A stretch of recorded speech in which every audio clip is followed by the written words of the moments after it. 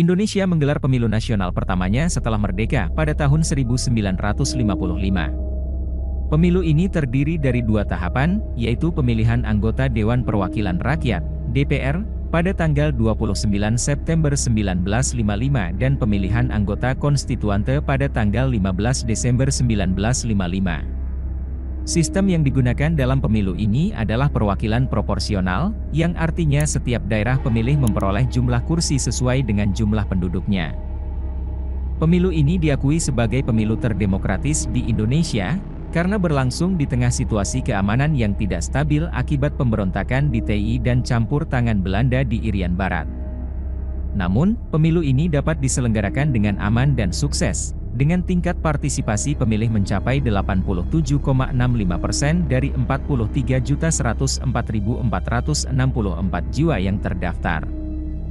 Pemilu 1955 merupakan peristiwa bersejarah dalam demokrasi Indonesia, karena menunjukkan perjuangan dan prestasi bangsa Indonesia dalam menyelenggarakan pemilihan umum pertama secara bebas dan adil.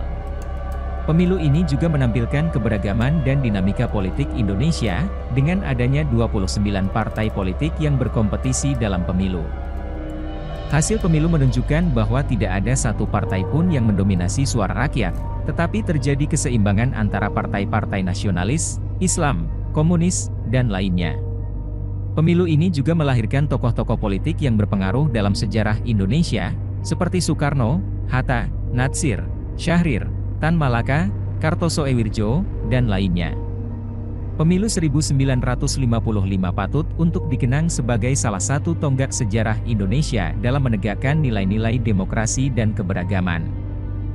Pemilu ini juga menjadi inspirasi bagi generasi muda Indonesia untuk terus berpartisipasi dalam proses politik dan menjaga persatuan dan kesatuan bangsa.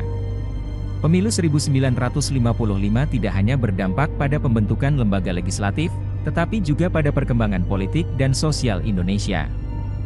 Pemilu ini menimbulkan berbagai dinamika dan konflik antara partai-partai politik yang bersaing memperebutkan kekuasaan dan pengaruh. Pemilu ini juga mengungkapkan aspirasi dan harapan rakyat Indonesia terhadap masa depan negara mereka.